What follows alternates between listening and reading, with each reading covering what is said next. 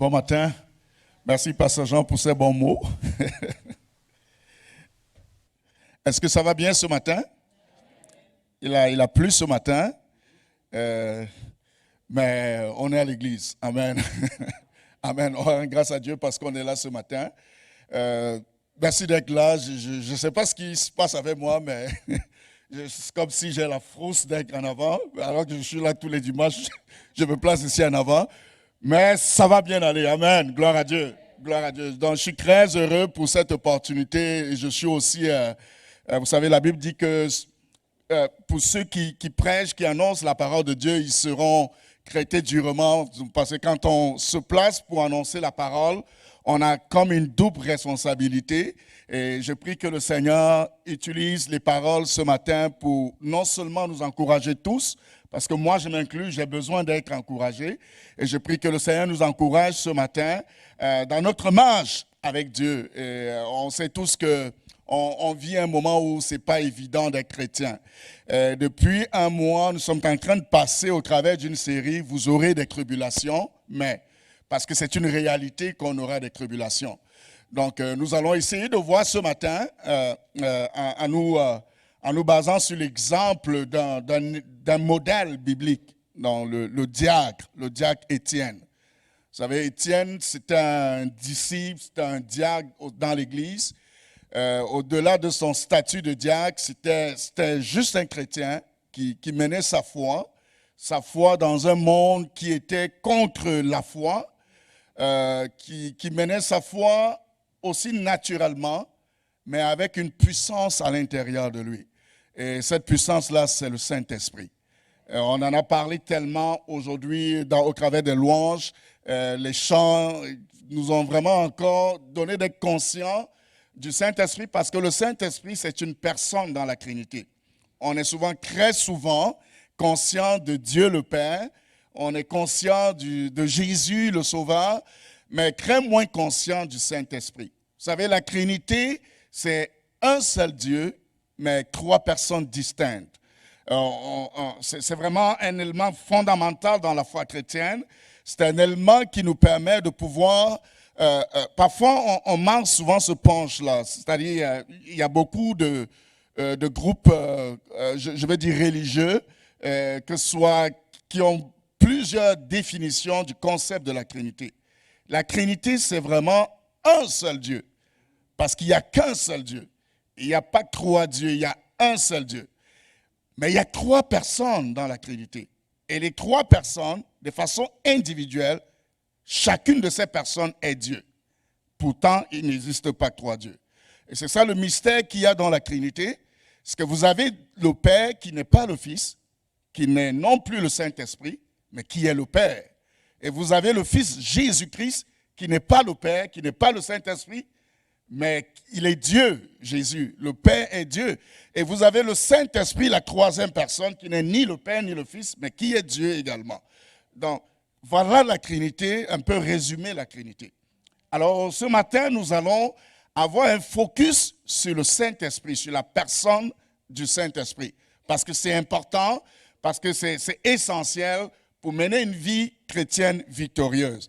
Alors, la série qu'on traverse depuis près d'un mois est tirée de Jean 16, verset 43. La Bible dit, je vous ai dit ces choses, c'est Jésus qui parle, je vous ai dit ces choses afin que vous ayez la paix en moi.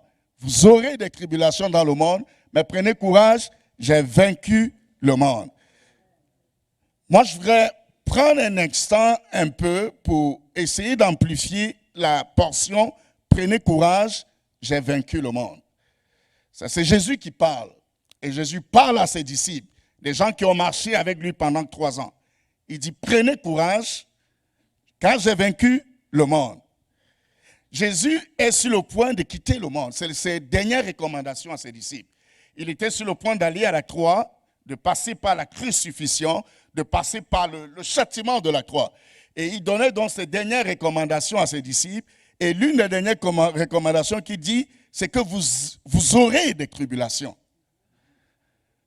Mais pourtant, il est en train d'encourager ses disciples. Je ne sais pas si c'est une bonne façon d'encourager les gens, mais il dit, vous aurez des tribulations.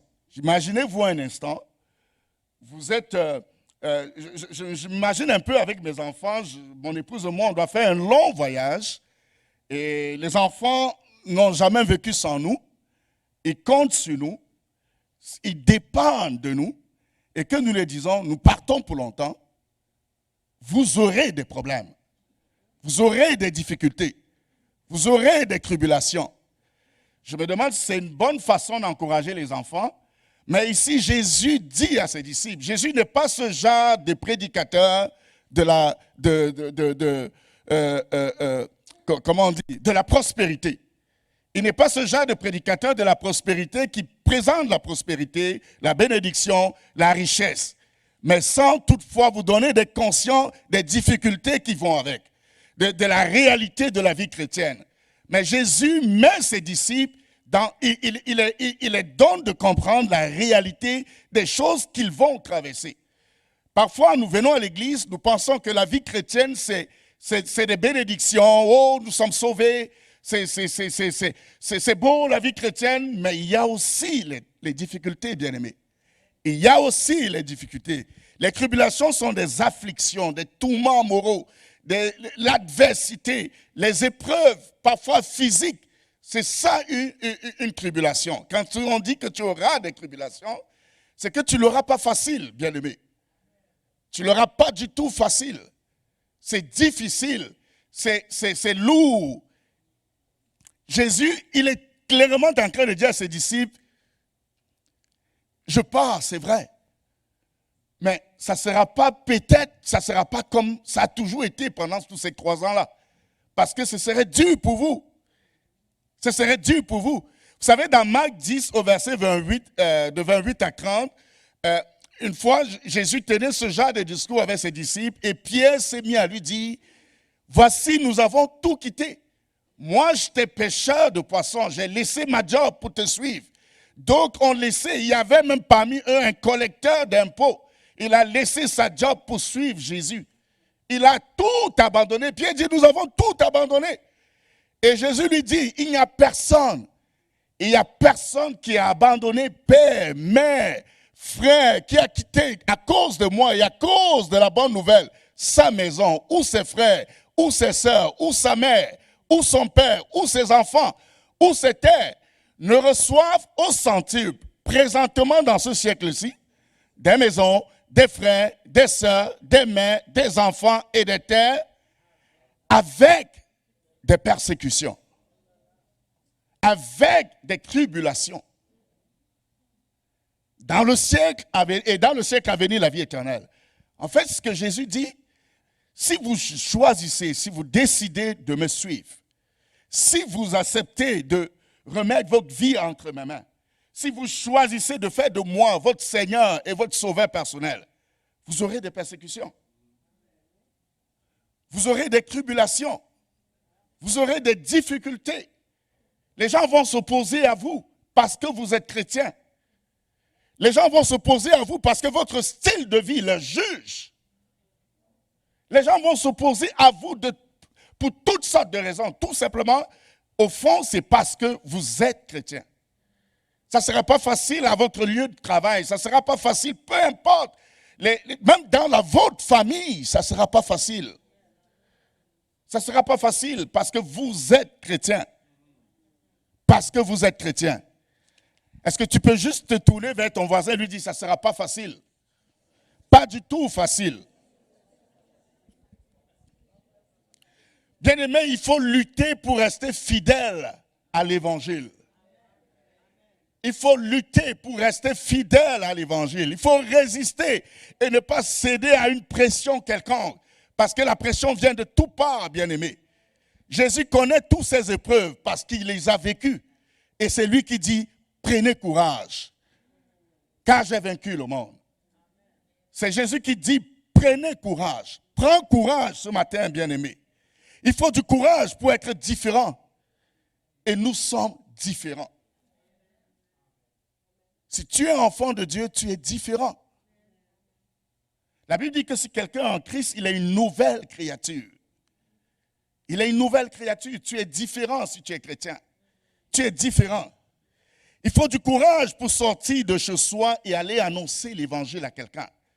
Il faut du courage pour demander à quelqu'un qui souffre, qui est malade, est-ce que je peux prier pour toi?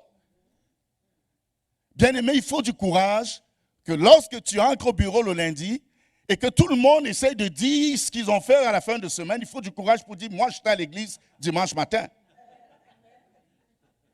Ben, il faut du courage pour le faire. Il faut du courage. Ça prend du courage pour ne pas être juste comme tout le monde. S'habiller comme tout le monde. Marcher comme tout le monde. Agir comme tout le monde. Il faut du courage pour être exceptionnel et vous êtes exceptionnel. Parce que Christ vit en vous. Si vous êtes comme tout le monde, alors vous n'avez pas besoin de courage. Le message ne s'adresse pas à vous. Parce que vous êtes comme tout le monde. Jésus s'adresse à ses disciples parce qu'ils sont différents du reste des autres. Parce qu'ils sont différents du reste des autres. Comment le courage se traduit tous les jours dans nos vies? Et quelle est la source de cette force, de ce courage? Donc c'est ce que nous allons essayer ce matin de voir au travers de l'exemple, du modèle qu'est Étienne bien-aimé. Alors je voudrais qu'on lise ensemble, nous allons lire ensemble Actes chapitre 7, les versets 55 à 60. Actes chapitre 7, à partir du verset 55 à 60. Alors la Bible dit, mais Étienne, rempli du Saint-Esprit, et fixant les regards vers le ciel, vit la gloire de Dieu et Jésus debout à la droite de Dieu. Et il dit, voici, je vois les cieux ouverts et le Fils de l'homme debout à la droite de Dieu. Il poussait alors de grands cris en se bouchant les oreilles et ils se précipitaient tous ensemble sur lui. Le traînaient hors de la ville et le lapidèrent. Les témoins déposaient leurs vêtements aux pieds du jeune homme nommé Saul. Et ils lapidaient Étienne qui priait et disait, Seigneur Jésus, reçois mon esprit. Puis s'étant mis à genoux, il s'écria d'une voix forte, Seigneur, ne leur impute pas ce péché. Et après ces paroles, il s'endormit. Alléluia. Mon premier point ce matin, je voudrais premièrement, avant d'aller dans mon premier point, essayer d'expliquer le contexte de ce passage. Vous savez, lorsque Jésus a été ressuscité, quand il est passé par la croix et qu'il a été crucifié, les disciples, ils avaient peur, ils sont allés se cacher pour la plupart, mais on le verra plus tard. Mais ce qui s'est passé, c'est que quand les disciples ont été visités par Dieu, par l'Esprit Saint, ils se sont remis ensemble, et la Bible dit qu'ils se rassemblaient dans les maisons où ils priaient et tout. Alors, vraiment, l'Esprit de Dieu était très à l'œuvre au milieu d'eux. Ils étaient généreux entre eux. La Bible dit que certains apportaient tout ce qu'ils avaient, de telle sorte qu'au milieu d'eux, il n'y avait personne qui manquait quoi que ce soit. Personne n'avait de trop et personne ne manquait rien. Alors, il arrivait donc que les apôtres, puisque le nombre des disciples augmentait, ils étaient vraiment nombreux, et les apôtres étaient occupés à distribuer, à faire la répartition. Donc, ils faisaient la job de Terry, au milieu des disciples. Donc, c'était comme une banque alimentaire, si vous voulez.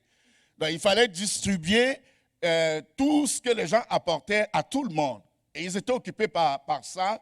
Donc, ils ne se consacraient pas à la parole de Dieu. Et puis, subitement, comme on le sait tous, partout où l'homme est impliqué, il y a toujours des disputes. Alors, la Bible dit que les hellénistes se sont plaints auprès des apôtres du fait que leurs femmes, leurs veuves, étaient négligées dans la distribution. Comparées aux Hébreux, aux veuves aux Hébreux, elles étaient négligées. C'est là où les apôtres ont une superbe idée. Ils ont dit, c'est pas normal que nous, apôtres, on se mette à distribuer et tout et tout. Il faut qu'on choisisse au milieu du peuple 7 hommes de qui on rend un bon témoignage, qui sont remplis du Saint-Esprit, qui vont s'occuper de la distribution. Et c'est de là où est partie l'institution de la fonction de diacre au sein de l'Église. Alors, ils ont choisi 7 hommes. Et parmi les 7 hommes, il y avait Étienne qui avait été choisi. La Bible dit que Étienne était rempli du Saint-Esprit. Et il accomplissait des miracles et des prodiges. Son témoignage était tellement puissant au point où les gens du temple, parce qu'ils discutaient avec Étienne et tellement sa sagesse était énorme, ils étaient très éblouis et jaloux d'Étienne. La Bible dit qu'ils ont payé des gens, ils ont subordonné les gens pour qu'ils aillent rendre un faux témoignage contre Étienne. Alors, on a rendu un faux témoignage contre Étienne, on l'a accusé. C'est là où on a amené Étienne auprès du Sanhédrin. Le Sanhédrin, c'était le conseil qui s'occupait des affaires des litiges. on l'a amené auprès du Sahel-Grain et les gens du Sahel-Grain étaient éblouis par la puissance de sa sagesse. Et la Bible dit que quand il regardait à Étienne, son visage avait l'air d'un ange parce qu'il était rempli du Saint-Esprit. Et c'est là où il a donc fait des déclarations qui sont des déclarations bibliquement et théologiquement correctes, mais les gens n'ont pas supporté ça. Ils ont donc décidé de pouvoir le lapider. Et puis les déclarations que les gens rapportaient, c'était des fausses déclarations. Et c'est là où on l'amène donc pour le lapider. Et pendant qu'on le lapide, c'est ce que vous voyez résumé dans Actes chapitre 7, les versets 55 à 60. Je voulais nous donner ce tableau-là, pour mieux comprendre la suite. C'est important de comprendre ce qui se passe dans le contexte de notre test. Et mon premier point ce matin, c'est être rempli du Saint-Esprit. Être rempli du Saint-Esprit parce que la force qu'Étienne avait découlait du Saint-Esprit, de la personne du Saint-Esprit. Ce n'était pas Étienne l'homme, mais c'était Dieu en lui. La Bible dit que Christ en nous, c'est l'espérance de la gloire. Donc c'est Dieu en lui. Donc dans Actes 7, 55, mais Étienne, rempli du Saint-Esprit, et fixant les regards vers le ciel, vit la gloire de Dieu, et Jésus debout à la droite de Dieu. Vous voyez, il est fait mention qu'il était rempli du Saint-Esprit. Cette précision-là a toute sa place, bien-aimé. Être rempli du Saint-Esprit. Paul dit aux Éphésiens, dans Éphésiens 5, 18, il dit, ne vous enivrez pas de vin. C'est de la débauche. Soyez au contraire remplis de l'Esprit. Remplis de l'Esprit. Je veux que quelqu'un l'entende ce matin. Être rempli de l'Esprit. Soyez remplis de l'Esprit. C'est un ordre que Dieu donne. Ça peut paraître surprenant. C'est à se demander, les chrétiens d'Éphèse, est-ce qu'ils n'avaient pas le Saint-Esprit? Mais ils avaient le Saint-Esprit. Parce que dans Éphésiens 1, 13, la Bible dit que Dieu nous a scellés de son sceau, de son esprit. C'est-à-dire, quand vous confessez Jésus, quand un jour vous prenez conscience de la laideur de votre péché, de votre état misérable, et que vous dites, Jésus, viens dans ma vie, sois mon Seigneur et mon sauveur personnel. Ce que Dieu fait, c'est qu'il met son sceau sur vous.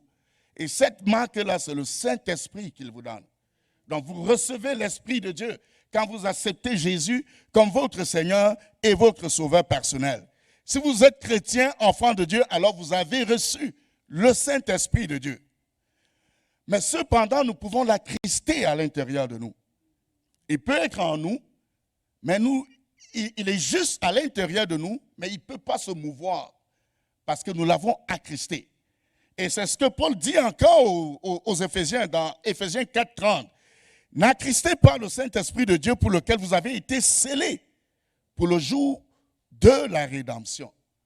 Donc, on a tous le Saint-Esprit si on est enfant de Dieu.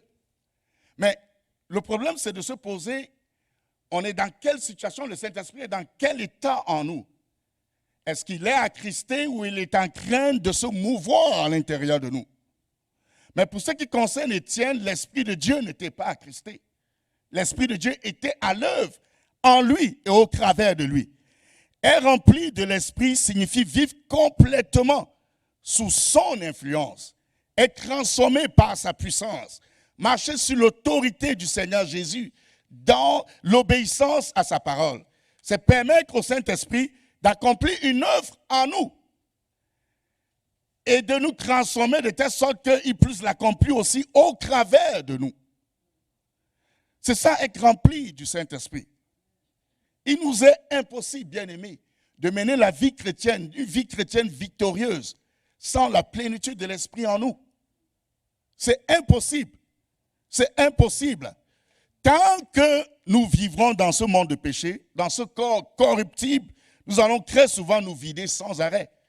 Parce que, je vais prendre le temps de l'expliquer ce matin, être rempli du Saint-Esprit, ce n'est pas quelque chose qui se produit dans un instant T, dans la vie d'un chrétien.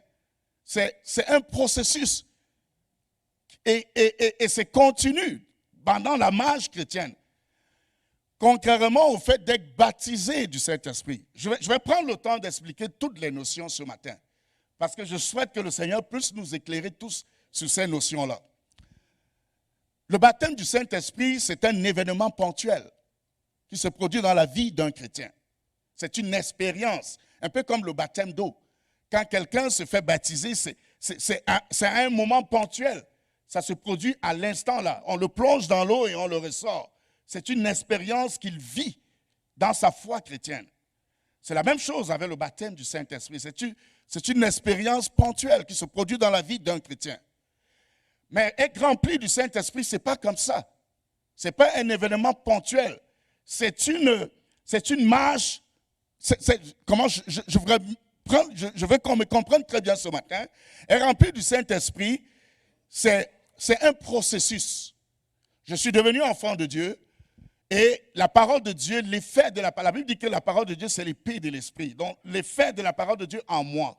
Ma marche, chaque jour, quand je marche avec Dieu et que je réussis par la grâce de Dieu à abandonner un certain nombre de caractères négatifs, un certain nombre de choses, et que la parole de Dieu de plus en plus prend de place dans ma vie. C'est ce processus-là, c'est dans ce processus qu'on se remplit du Saint-Esprit. Mais de la même façon qu'on se remplit, on se vide également. Parce que la vie chrétienne, elle est tellement difficile. Il nous arrive de nous vider parce que face à des défis, on se vide. C'est pour ça que ça doit être une démarche continue. Ça doit être quelque chose qui est permanent.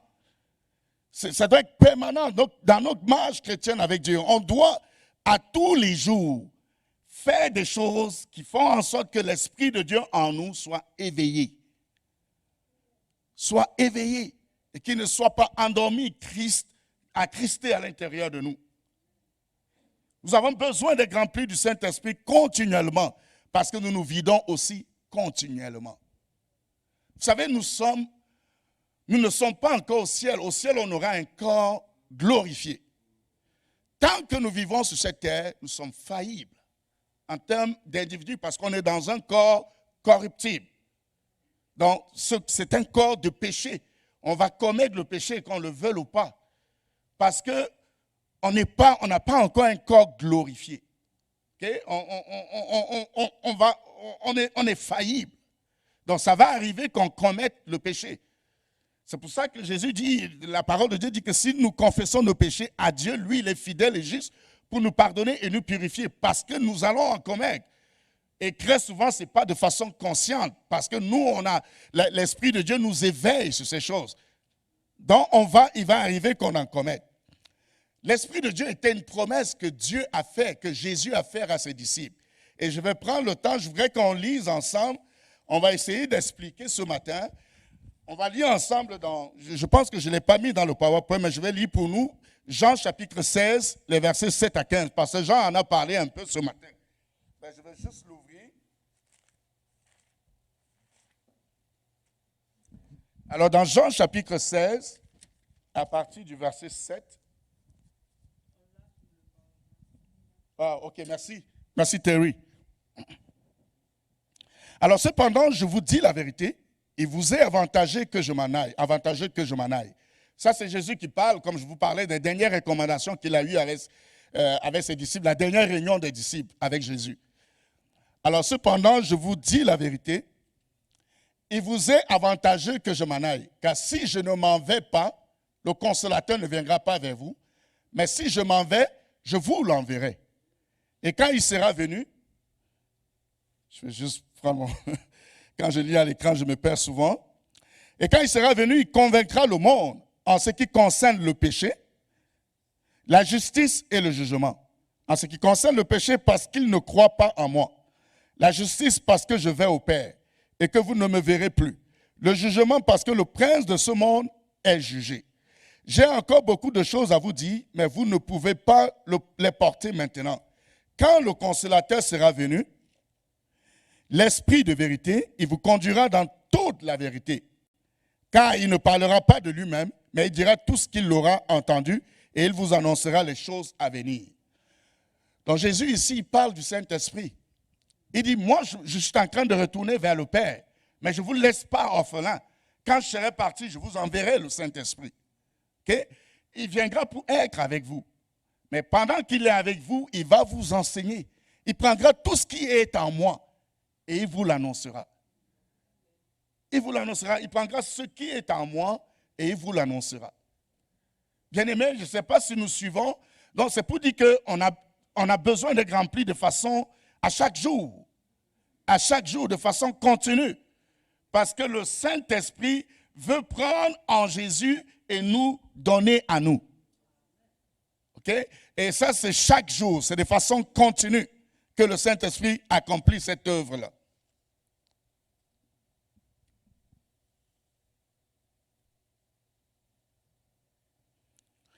Si on ne compte pas sur l'Esprit de Dieu, il serait vraiment très difficile pour nous. Vous savez, en tant que chrétien, on fonctionne dans ce monde à contre-courant. Le monde fonctionne dans une direction qui est contraire à celle de l'Église ou à celle de Dieu. Et nous devons ramer à contre-courant. Vous savez, vous prenez un peu l'image de quelqu'un qui rame à contre-courant. C'est-à-dire le courant va dans un sens. Le courant va peut-être vers l'est. Donc, en principe, quand vous ramez dans le sens du courant, vous n'avez même pas d'effort à faire parce que le courant vous propulse.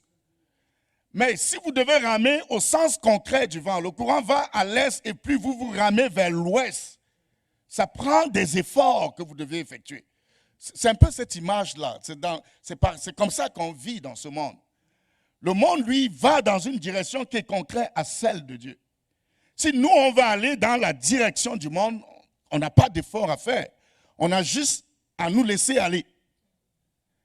Mais si on veut aller dans la direction de Dieu, il y a un effort à fournir. On doit fournir un effort. Et c'est tough, cet effort-là, bien-aimé. On doit ramer Dieu. Et ça, c'est chaque jour que tu dois le faire. Donc, si tu m'écoutes, si tu ne lis jamais ta parole chaque jour, il y a quelque chose qui te manque. Il y a quelque chose qui te manque. Ça se peut que l'Esprit de Dieu ne soit pas aussi vivant en toi. Parce qu'il n'a pas les ressources qu'il faut. Tu ne lui donnes pas les ressources. Tu dois ramer, bien-aimé. Tu dois ramer très fort. Lorsque tout le monde va se lever contre toi, comment tu dois réagir? Il faut ramer très fort, bien-aimé. Ce n'est pas facile, mais tu dois ramer très fort. Tu dois faire des efforts. Tu dois ramer très fort. Ramer à contre-courant, c'est résister. C'est même résister durement. C'est éprouver sa santé même parfois. C'est parfois même...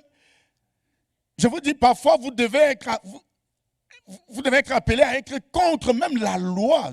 En fait, c'est des choses qu'on ne dit pas, mais ça peut arriver, bien-aimé. Que vous devez vivre contre la vie générale. Contre la vie générale, parce que vous avez une foi dans laquelle vous tenez, qui est la direction de Dieu. Vous devez faire ce que vous savez que vous deviez faire en tant que chrétien. Alléluia. Nous avons besoin d'être remplis du Saint-Esprit, bien-aimés. Donc, je voudrais faire une parenthèse ce matin. J'en ai parlé tantôt, mais je voudrais faire une parenthèse sur le baptême du Saint-Esprit. Mais je pense que j'ai expliqué la différence entre le baptême du Saint-Esprit et le fait d'être rempli du Saint-Esprit tout à l'heure. Mais je pense que c'est important. Je voudrais qu'on lise Actes chapitre 1, verset 5. On va lire beaucoup de passages ce matin.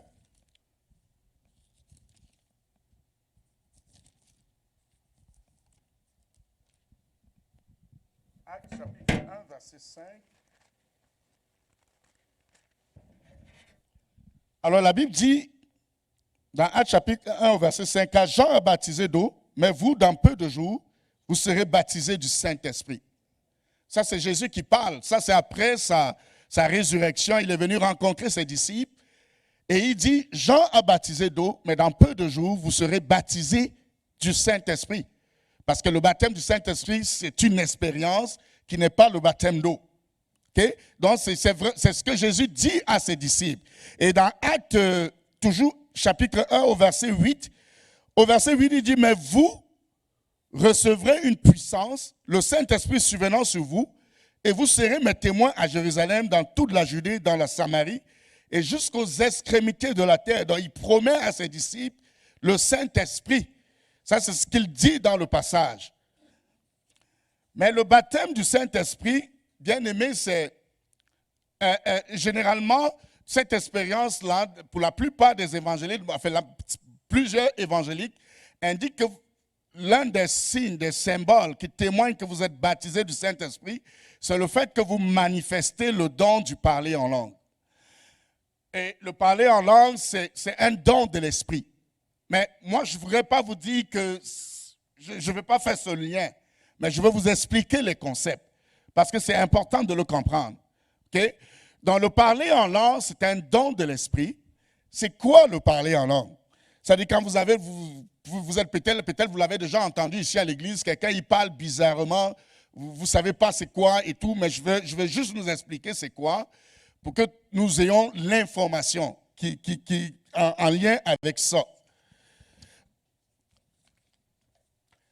Alors, le parler en langue, c'est un don de l'Esprit que l'Esprit vous donne à vous, qui vous permet de parler dans une langue qui n'est pas humaine, qui n'est pas intelligible.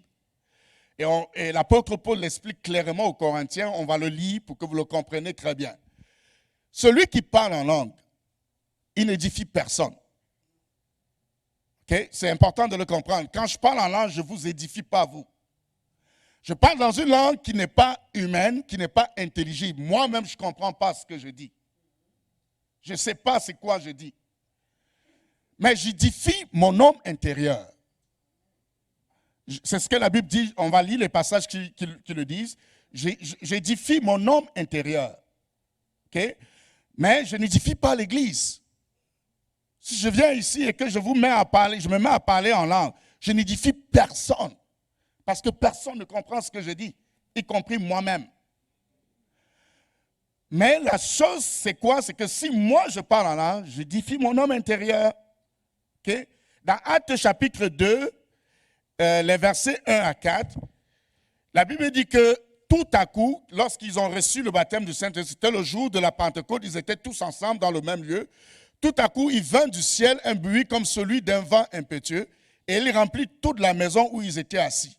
Des langues semblables à des langues de feu leur apparurent, séparées les unes des autres, et se posaient sur chacun d'eux. Et ils furent tous remplis du Saint-Esprit, et s'est mis à parler en d'autres langues, selon que l'Esprit leur donnait de s'exprimer. Donc, il y a une différence entre le don du Saint-Esprit, le don du parler en langue, et le don de diversité de langue. Dans le don de diversité de langue, vous parlez plusieurs langues qui sont des langues humaines. C'est-à-dire, je parle le français, l'anglais, l'espagnol, plusieurs langues. Ça, c'est le don de diversité de langue. C'est des langues humaines, des langues intelligibles. Mais le don du parler en langue, c'est différent parce que ce n'est pas des langues humaines. Dans Actes chapitre 2, verset 4, la Bible dit qu'il s'est mis à parler en d'autres langues, selon que l'Esprit leur donnait de s'exprimer.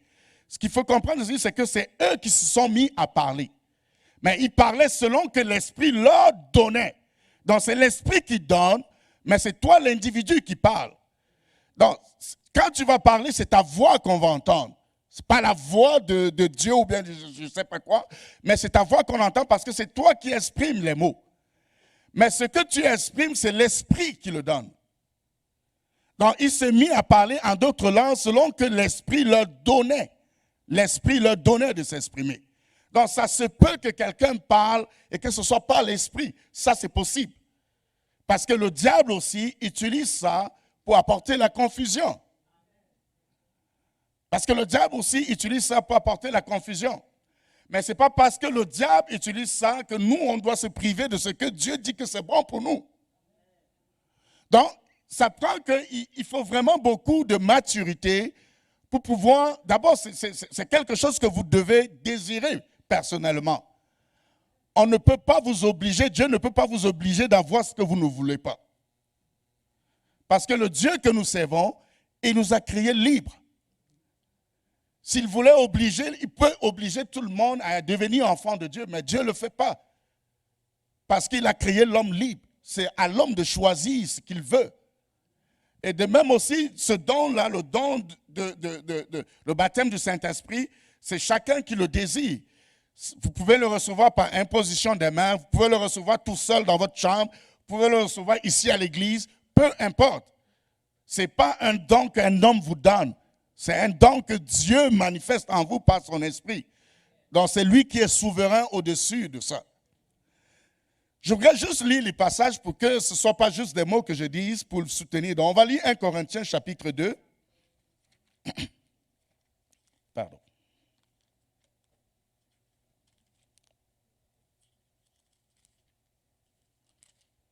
Dans 1 Corinthiens chapitre 2 à partir du verset 14, alors la Bible dit, mais l'homme animal ne reçoit pas les choses de l'Esprit de Dieu, car elles sont une folie pour lui, et il ne peut les connaître parce que c'est spirituellement qu'on en juge.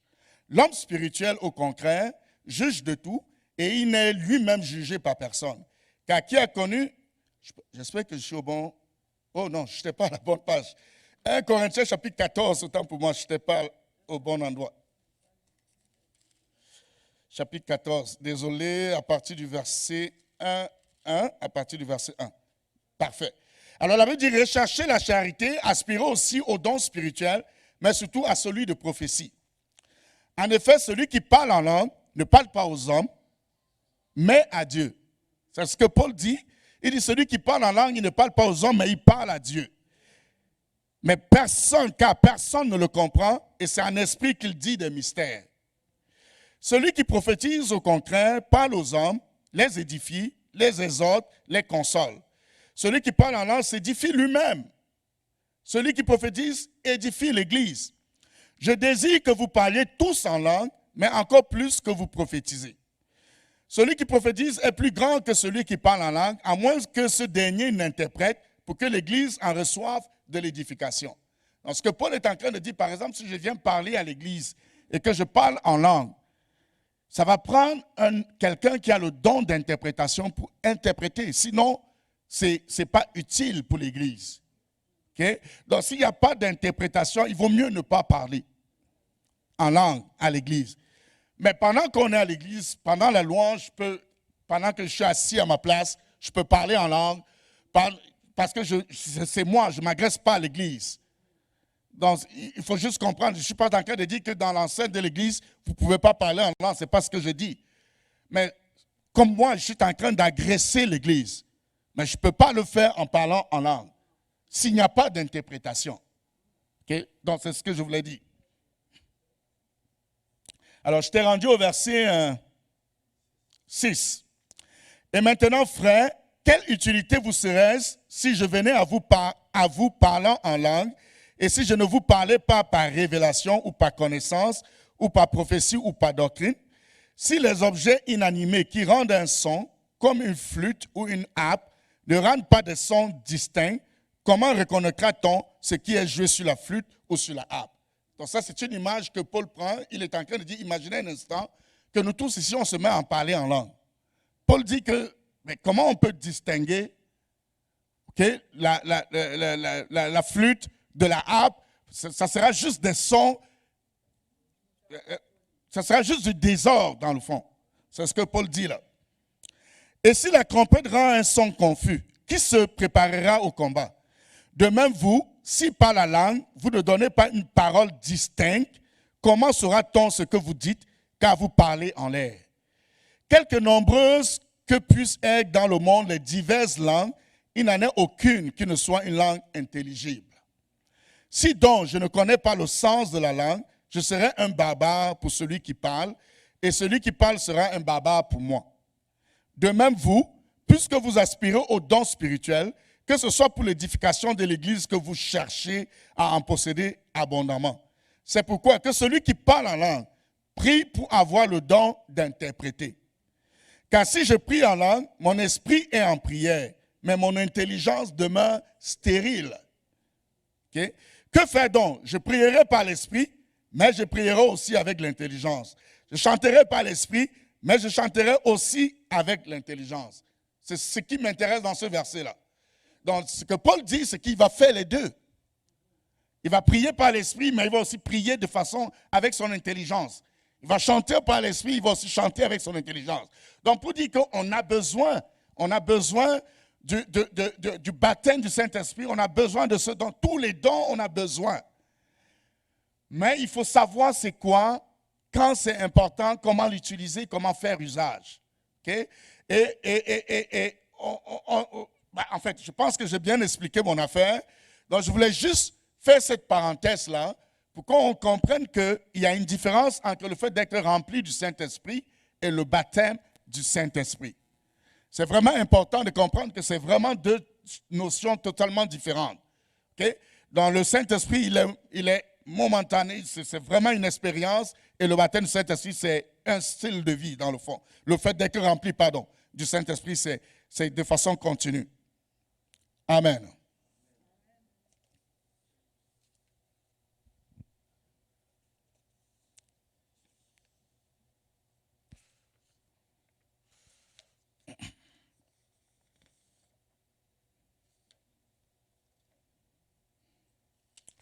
Gloire à Dieu.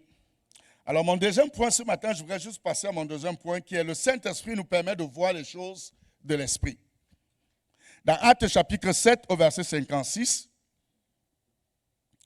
et il dit, voici, je vois les cieux ouverts et le Fils de l'homme debout à la droite de Dieu. Ça, c'est de notre passage de base, donc concernant Étienne. Au verset 56, il dit que, voici, je vois les cieux ouverts et le Fils de l'homme debout à la droite de Dieu. C'est vraiment puissant ce que Étienne voit ici.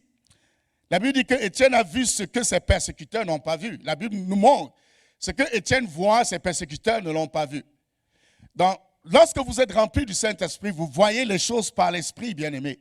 Le Saint-Esprit vous oriente sur des choses spirituelles. Vous êtes conscient de des choses spirituelles. Vous ne voyez pas comme le reste du monde. Un peu comme l'exemple de Élie et Élisée. Vous savez, dans le cas de Élie et Élisée, la Bible dit que à ce moment-là, Israël était en conflit avec les Syriens. Et le chef de Syrie, il concevait, il faisait des plans militaires contre Israël. Chaque fois qu'il concevait des plans pour aller attaquer Israël, Élie venait aviser le roi. Il dit, voilà, les Syriens ils vont venir par là, ils vont attaquer par cet endroit. Et quand les Syriens arrivaient, Israël était déjà positionné. Et le roi de Syrie, il s'est énervé. Il dit, mais qu'il y a un traître parmi eux. Comment se fait-il qu'ils conçoivent un plan militaire et quand ils vont l'exécuter, ils réalisent que les Israélites avaient déjà de l'information? C'est là où un soldat lui dit, non, mon roi, il y a un prophète là-bas en Israël. Même si c'est dans ta chambre que tu restes pour concevoir des choses, lui, il voit ces choses-là. Et il avise le roi israélien qui fait en sorte qu'il se prépare, il s'apprête. C'est ça être rempli du Saint-Esprit. Vous avez la capacité de voir ce que les autres ne voient pas. Vous êtes conscient de Dieu. Vous voyez les choses telles que Dieu voit les choses. Vous voyez un individu, vous ne voyez pas un individu mal pris, mais vous le voyez. Vous voyez ce que Dieu voit en cet individu-là. Vous savez, on peut voir la même personne, mais on n'a pas la même lecture. Mais quand vous êtes rempli du Saint-Esprit, ce que vous voyez, c'est ce que Dieu voit de cette personne. Vous êtes capable de voir les choses telles que Dieu voit les choses. Et c'est ce qui s'est passé ici avec Étienne. Et c'est encore puissant, bien aimé. La Bible dit que Jésus, après la crucifixion, la Bible dit qu'il est ressuscité et qu'il est assis à la droite de Dieu le Père. Mais dans le passage que nous lisons, la Bible dit que Étienne a vu Jésus debout à la droite de Dieu, bien aimé. C'est comme si Jésus étant assis, la Bible dit qu'il est assis. Jésus est assis à la droite de Dieu. Et il voit Étienne en train de tenir tête aux gens. Il voit Étienne alors qu'il est persécuté. Il se lève debout. Il dit, vas-y Étienne, ne lâche pas. Je suis avec toi Étienne. Tu es capable Étienne, ne lâche pas. Mais il n'est pas assis et il est debout, bien-aimé. Jésus est debout à la droite de Dieu. Parce que Étienne résiste à son monde. Parce que Étienne résiste. Étienne résiste. C'est incroyable quand nous tenons ferme. quand on résiste au diable, quand on résiste au monde, quand on résiste à cette pression qui veut nous amener à faire des choses qui sont contre la volonté de Dieu. Mais Jésus ne peut pas rester assis. Il ne peut pas rester assis. Il va se lever pour toi, bien-aimé. Parce que ce que tu fais, ça réjouit son cœur. Parce que le fait que tu résistes au diable, ça réjouit son cœur. C'est ce qu'il veut, c'est ce qu'il attend de toi. Et il se lève pour t'encourager. Vas-y, Étienne. Bien fait, Étienne. Ne lâche pas. Peut-être ce matin, c'est ce qu'il te dit à toi. Josiane, ne lâche pas. Philippe, ne lâche pas. Vas-y, je suis avec toi. Ne lâche pas, n'abandonne pas. N'abandonne pas. Je suis avec toi.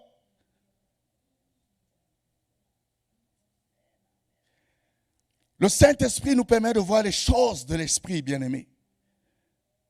Dans Galates chapitre 100, on parle des fruits de l'Esprit et qui sont contre la chair. Je ne veux pas revenir, mais le Saint-Esprit nous rend, c'est-à-dire quand il est en nous, il nous façonne, il nous transforme et il nous permet de voir au-delà de nos difficultés, de voir au-delà de notre réalité, de voir le monde tel que Dieu voit le monde. Alléluia. Merci Seigneur pour le don du Saint-Esprit. Il y a des choses spirituelles qui se voient par l'Esprit, bien-aimé. Alléluia. Gloire à Dieu.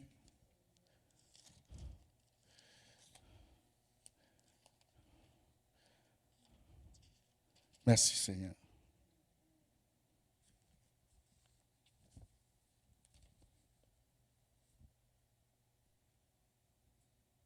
Je voudrais juste nous lire de 1 Corinthiens chapitre 2, les versets 9 à 12.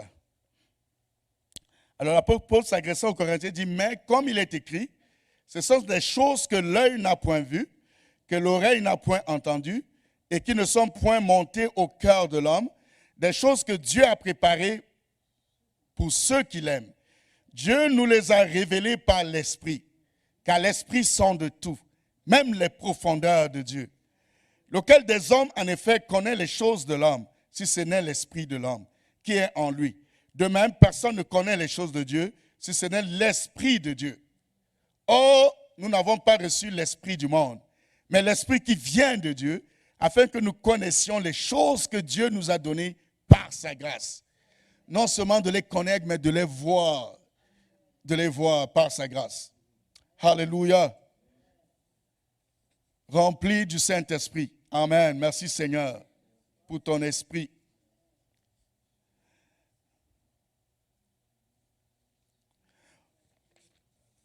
Mon troisième point ce matin, bien aimé, c'est le Saint-Esprit garde en nous l'espérance de la vie éternelle. Dans Actes 7 au verset 6, dans notre passage de base, puis s'étant mis à genoux, il s'écria d'une voix forte, Seigneur, ne leur impute pas ce péché. Et après ces paroles, il s'endormit. Donc ça, c'est ce qui s'est passé avec Étienne. Donc, après avoir vu ce qu'il a vu, et il prie même pour les gens qui sont en train de le persécuter. Il dit, Seigneur, ne leur impute pas ce péché. Vous savez, quand vous êtes rempli du Saint-Esprit, le Saint-Esprit vous a transformé au point où les caractères de Dieu se voient en vous. Vous aimez les gens qui vous persécutent. Vous priez pour des gens qui vous persécutent. Mais quand l'Esprit de Dieu, vous n'êtes pas dans la plénitude de l'Esprit de Dieu et que quelqu'un vous persécute, la réaction que vous avez témoigne que vous n'êtes pas rempli du Saint-Esprit. Même parfois, ici à l'église, vous pouvez marcher, une sœur qui marche, une autre sœur, sans faire attention, peut-être vous monte sur la cheville. La réaction qui vient après, ça témoigne que vous n'êtes pas rempli du Saint-Esprit. Ça témoigne que vous n'êtes pas rempli du Saint-Esprit. Mais vous devez travailler à ce que ce soit le cas en vous. Et quand je parle de travailler, c'est juste vous remplir de la parole de Dieu. Remplissez-vous de la parole de Dieu. Priez, prenez du temps pour prier seul.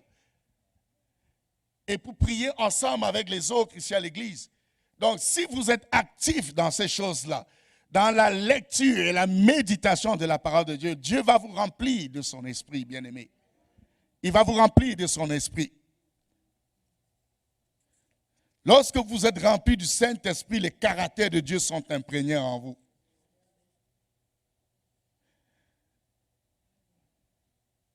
Étienne pardonne et souhaite que ses persécuteurs vivent l'espérance de la vie éternelle.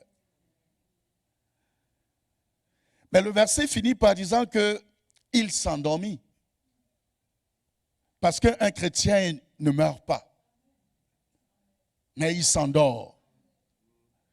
C'est ça l'espérance que nous avons de la vie éternelle. C'est qu'en tant que chrétien, on ne meurt pas, mais on s'endort. La séparation peut être difficile, c'est dur, mais on a l'espoir que cette personne vivra pour toujours avec le Seigneur. Dans 1 Thessaloniciens 4, les versets 13 à 14, Paul dit, nous ne voulons pas, frères, que vous soyez dans l'ignorance au sujet de ceux qui dorment, afin que vous ne vous affligiez pas comme les autres qui n'ont point d'espérance. Car si nous croyons que Jésus est mort et qu'il est ressuscité, croyons aussi que Dieu ramènera par Jésus et avec lui ceux qui sont morts. Donc quand vous êtes rempli du Saint-Esprit, vous avez cette espérance, cette espérance-là de la vie éternelle. Donc la mort pour vous, est, comme Paul, est un gain, dans le sens où vous allez rencontrer le Seigneur. Donc si Dieu vous dit de faire telle chose, vous n'avez pas peur de répercussions. Sur la parole de Dieu, vous le faites. Parce que c'est Dieu qui l'a dit et que même s'il arrive que la persécution venait à vous enlever la vie, vous avez l'espérance de la vie éternelle. Vous avez l'espérance de la vie éternelle, bien-aimés. On a l'espérance de la vie éternelle. Être rempli du Saint-Esprit. Je ne sais pas si quelqu'un est béni ce matin, mais bien-aimés, je veux juste que nous soyons conscients de ça. Que nous soyons conscients de ça et que nous soyons encouragés. Moi, c'est un encouragement de savoir que le Saint-Esprit est disponible et que je dois me remplir du Saint-Esprit pour être capable de mener la vie chrétienne que je dois mener de façon victorieuse. De façon victorieuse. Alléluia. Je vais inviter les musiciens ce matin alors que nous passons au mot de la fin.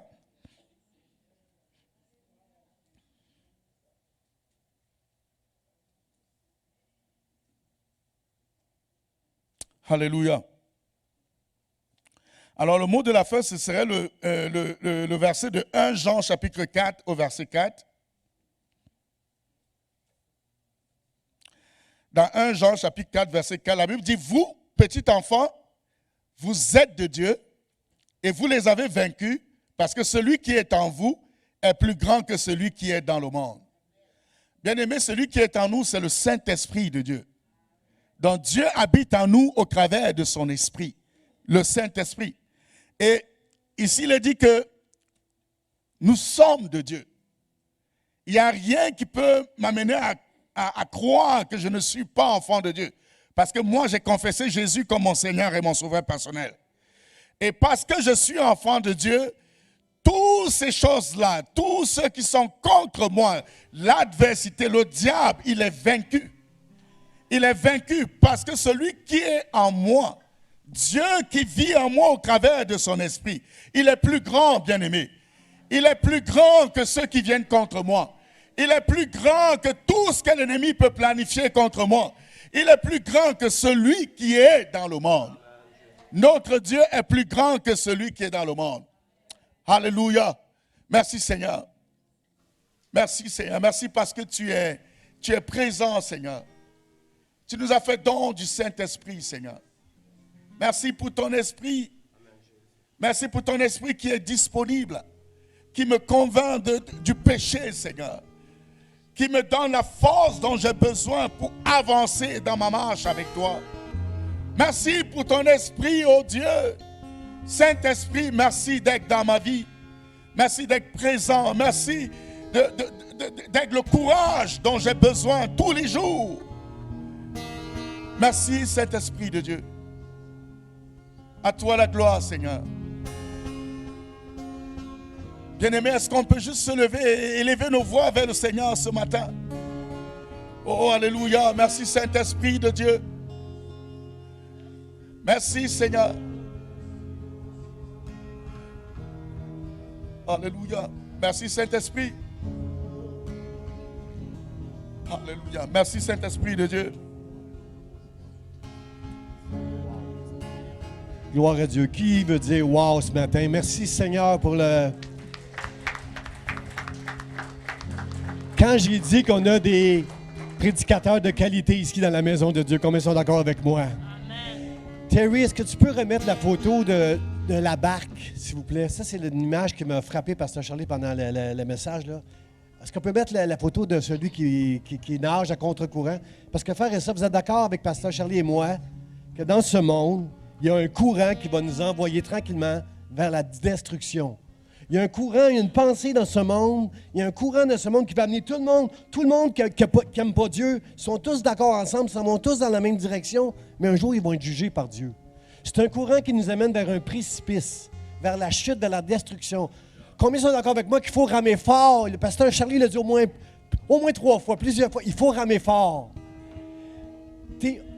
Mettons-nous dans une réalité physique, là. Tu es dans l'eau, puis si tu rames pas fort, tu vas te faire entraîner par le courant, puis tu vas tomber en bas du précipice. Combien sont d'accord avec moi? Tu vas ramer fort. Tu vas ramer fort parce que ta vie en dépend, là, maintenant. Bien, moi, je veux rejoindre le pasteur Charlie complètement. Toi puis moi, avec notre foi, avec notre force, on n'y arrivera pas. On va se fatiguer. Tu as besoin d'être rempli du Saint-Esprit ce matin. Tu as besoin pas de ta force à toi, de ta foi, mais de Dieu en toi pour t'aider à ramer à contre-courant, puis de rester fidèle à Dieu malgré tout ce que les hommes vont dire, puis se moquer de ta foi. Rester fidèle à Dieu jusqu'à la fin, demande l'aide du Saint-Esprit. Alors, on va chanter le chant avec nos musiciens. Merci Seigneur pour nos musiciens. Et on va demander chacun de nous pendant ce chant, après le chant, Seigneur, remplis-moi de ton Saint-Esprit. Moi, j'y arriverai pas. J'ai de la difficulté avec toutes les tribulations, les épreuves. C'est trop dur. Mais toi, en moi, je le sais que tu as vaincu le monde, Seigneur. Moi, je ne peux pas vaincre le monde, mais toi, en moi, nous allons vaincre dans le nom de Jésus. Chantons ensemble et Seigneur, remplis-moi.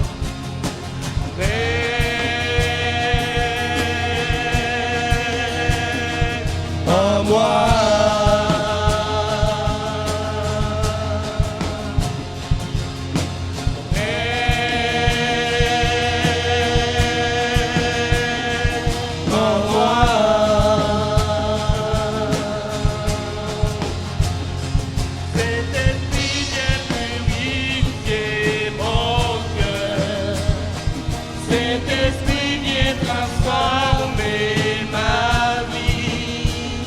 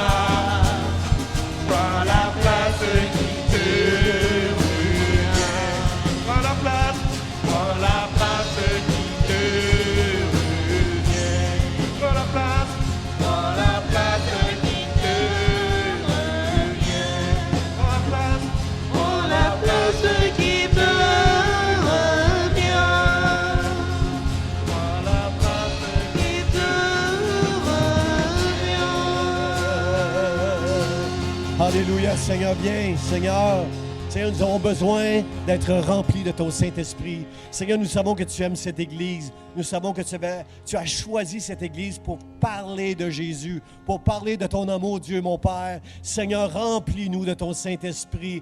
Donne-nous la force de résister à tous les courants qui voudraient nous éloigner de toi, qui voudraient nous éloigner de la vérité. Remplis-nous de ton Saint-Esprit. Combien veulent dire avec moi ce matin ici, remplis-moi, remplis-moi, Seigneur. Viens, Seigneur, remplis mon cœur, fais briller mon cœur de ta présence, de la présence de Dieu en moi. Et sers-toi de moi dans ce monde. Seigneur, sers-toi de moi pour parler de toi avec courage. Toi qui as vaincu le monde, Seigneur, merci d'être avec moi, Dieu. Je te bénis, Seigneur. Je te demande de me remplir, Seigneur, et de me garder, Seigneur, et de m'utiliser pour ta gloire. Dans le nom de Jésus, est-ce que je peux entendre un amen? Merci au pasteur Charlie. Merci à la parole ce matin. Que Dieu vous bénisse, frères et sœurs, vous remplisse dans le nom de Jésus. Bon dimanche.